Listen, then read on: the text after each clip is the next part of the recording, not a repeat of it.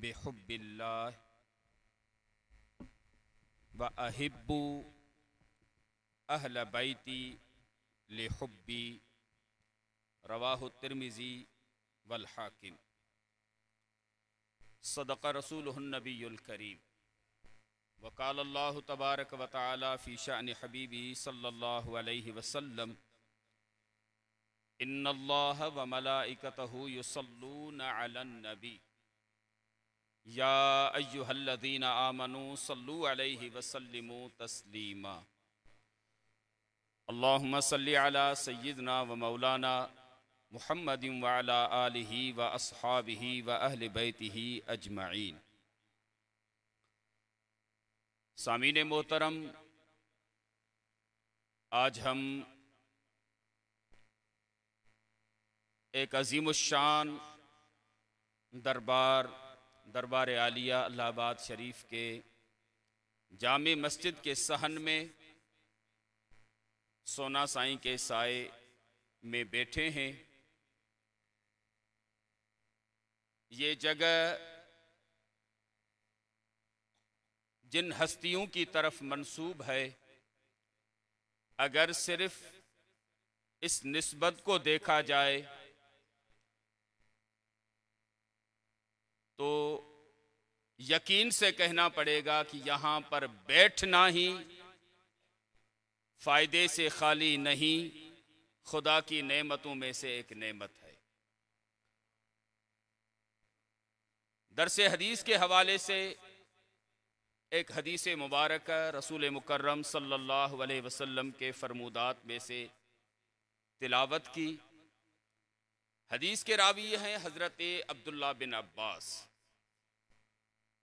عبداللہ بن عباس رضی اللہ تعالی عنہ فرماتے ہیں، قال رسول اللہ صلی اللہ علیہ وسلم احب اللہ لما یغدوکم من نعمہ۔ اللہ کے رسول صلی اللہ علیہ وسلم نے فرمایا کہ اللہ سے محبت کرو اس وجہ سے کہ خدا نے تمہیں نعمتیں عطا کی ہیں۔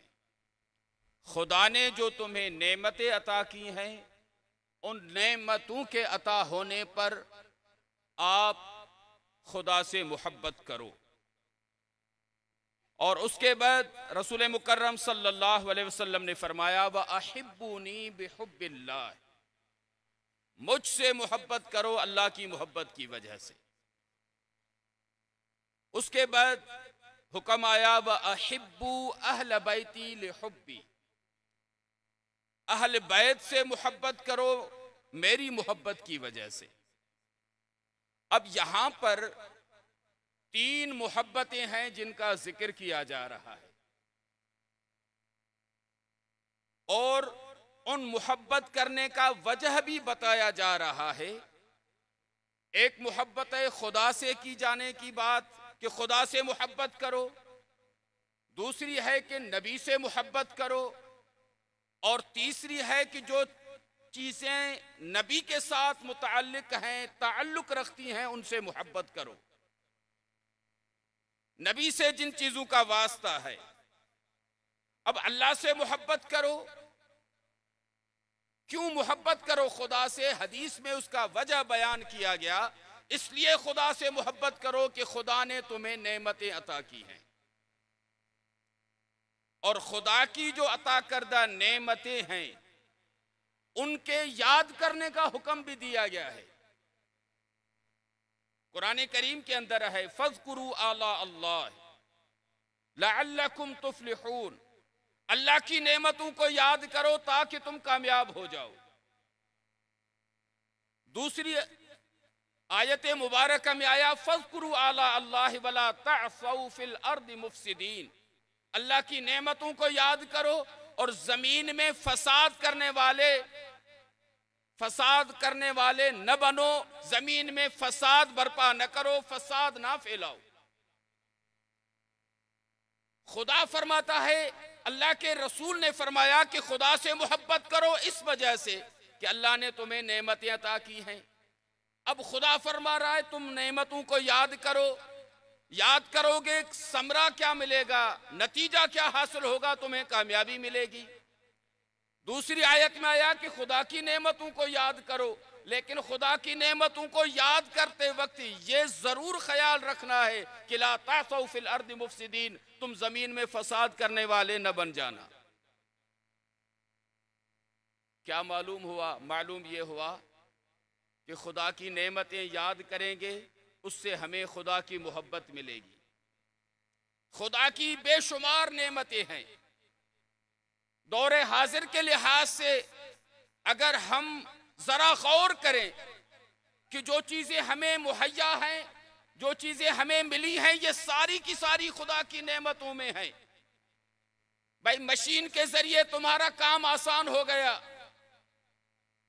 مشین کے ذریعے تم گھنٹوں کا کام منٹوں میں کر سکتے ہو، مہینے کا کام دن میں کر سکتے ہو۔ یہ جو چیزیں تمہیں میسر ہوئی ہیں، یہ جو چیزیں تمہیں ملی ہیں، یہ بھی خدا کی نعمتوں میں شامل ہیں۔ اب خدا کی نعمتوں کو یاد کرنے کا حکم دیا گیا ہے کہ خدا کی نعمت یاد کرو گے، اس سے تمہیں کیا ملے گا؟ خدا کی محبت مل جائے گی اور تمہیں کامیابی کی ضمانت مل جائے گی۔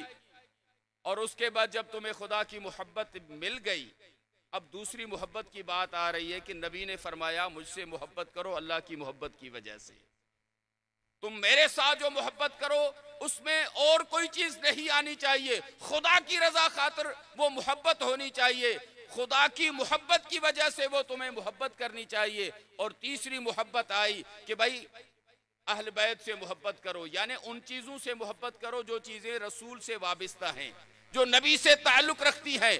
اس میں اہل بیت اطہار بھی آ گئے، اس میں صحابہ کرام رضوان اللہ تعالی علیہم اجمعین بھی آ گئی، مقدس جگہیں بھی آ گئی، مکہ بھی آ گیا، مدینہ بھی آ گیا، یہ جتنی بھی نسبتوں والی جگہیں ہیں، اور اس میں وہ بھی ذات مقدسہ آ گئیں جنہیں ہم اولیاء اللہ کے نام سے یاد کرتے ہیں۔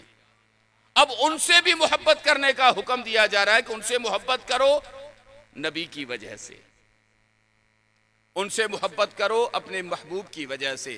تو میرے دوستو، یہ تین محبتیں بڑا کمال رکھتی ہیں، اور یہ تین محبتیں کیسے حاصل ہوں گی؟ یہ حاصل ہوں گی خداوند کریم کے ذکر کے برکت سے۔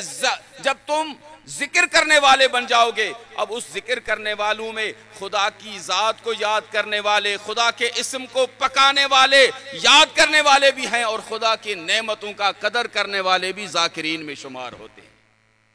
تو جب خدا کی نعمتوں کے قدر کرنے والے ہم بن گئے اور خدا کو یاد کرنے والے ہم بن گئے، تو پھر اس کا فائدہ کیا ہوگا؟ خدا نے خود بتا دیا، فَاذْكُرُونِي أَذْكُرْكُمْ، لوگو تم مجھے یاد کرو گے تو میں رب تمہیں یاد کروں گا۔ یہ فَاذْكُرُونِي، تم مجھے یاد کرو، یہ جو حکم ہے نا، یہ انسان کا عمل ہے۔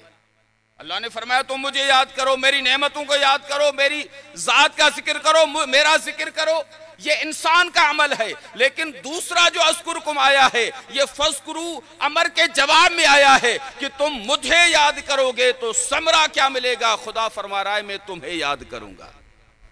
اب ہمارا یاد کرنا ہماری حیثیت اور طاقت کے مطابق ہے، ہمارا یاد کرنا اپنی حیثیت کے مطابق ہے، لیکن اس کے بدلے جو ثواب مل رہا ہے، اس کے بدلے جو اجر مل رہا ہے، اس کے بدلے جو ثمرہ نصیب ہو رہا ہے، وہ یہ ہے کہ خدا اس بندے کو یاد کرتا ہے، اور خدا کا یاد کرنا اپنی قدرت اور طاقت کے مطابق ہے۔